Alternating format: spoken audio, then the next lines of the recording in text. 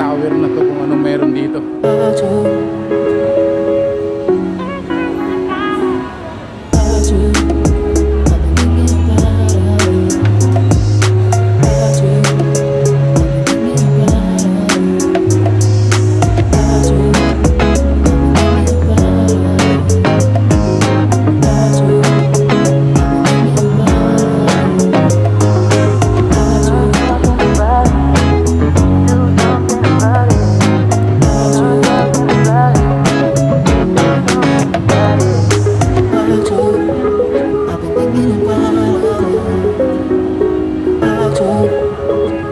Tutuklasin natin kung anong mayroon dito sa Dapik Tower. Pinapasyalan.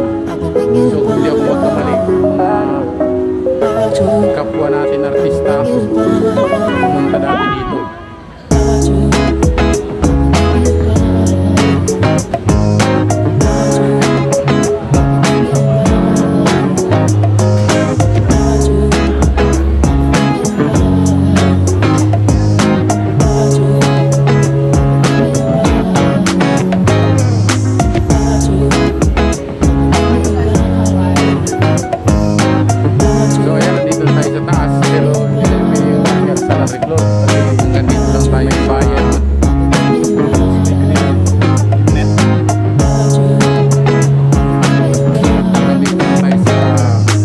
Second to the last floor.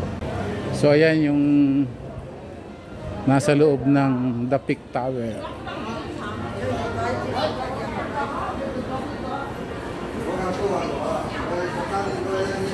So si ate nagsasara na to.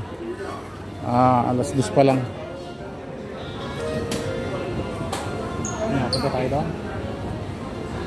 So ito try pa natin umakyat kung anong meron talaga para matuklasan natin. So ayan, ito yung kinakainan pag pumupunta rito yung mga artista. Ayan, medyo mahal nga lang ang bayad, hindi natin kaya.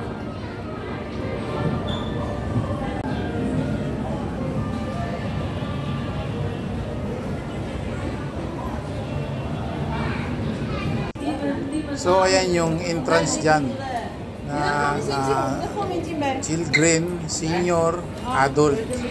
Yan, dyan sa pinakataas na to ng building na to, puro salamin siya paikot, tapos mag-picture ka lang, pero hindi tayo pumasok dahil nakapicture na tayo. Hindi lang dyan, galing na kami ng bundok. So ayan yung entrance pag umakyat ka dito sa Dapik Tower. Abutin mo yan kung gusto mo magpasyal dito sa Hong Kong. So dito sa part na to, bababa na kami ng kasama ko. Ayan yung mga view dito sa loob ng Dapik Tower building na to. Ayan, so sa mga nakakarating dito ng mga Pinoy, talagang kumukuha sila ng picture kasi napakaganda, tanaw na tanaw yung Hong Kong, yung buong city ng Hong Kong sa baba pag nandito ka sa loob ng ng Dapik Tower na to. So ayan, nakita niyo yung view.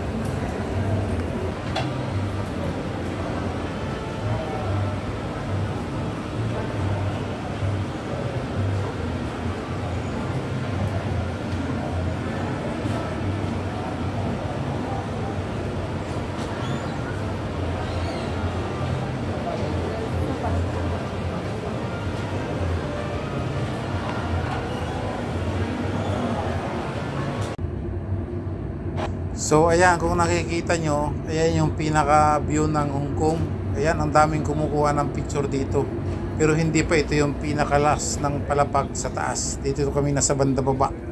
Ayan, maraming tao ang kumukuha ng picture para saksihan yung pinaka buong city ng Hong Kong. Napakaganda kasi. So sana makarating din kayo dito, yung mga nangangarap papunta ng Hong Kong. At travel kayo papunta ng Dapik. At ito makikita nyo. So dito, nasa baba na tayo ng building. Ito yung Dapik. Sa labas ng Dapik. Ayan yung, dito sa Hong Kong. Ipapakita ko lang sa mga viewers. Model. Ayan, yun tayo kang inagaling sa tower na yan. Yan, sa tower na yan. Kaya kitang kita yung Hong Kong doon. So ito yung baba ng building ng Dapik. So napakaraming turista dito. Pasyalan. At marami Pati tayo nagpipicture ng mga nagmukhang turista. Ayan kung nakikita nyo. Kasi hindi tayo taga rito eh. Maraming turista dito na nagkataon lang na pumunta kami maaga pa. So sa hapon bago magdilim, napakaraming tao dito at nagkukuha ng picture at kitang-kita yung paglubog ng araw sa building. Ayan, ayan yung parang leak na kinukunan nila ng picture. So guys, ipapakita ko lang sa inyo yung inakyat ko kanina na bundok. Ayan yung bundok na yan. Yan yung inakyat ko kanina. Diyan kami dumaan sa looban.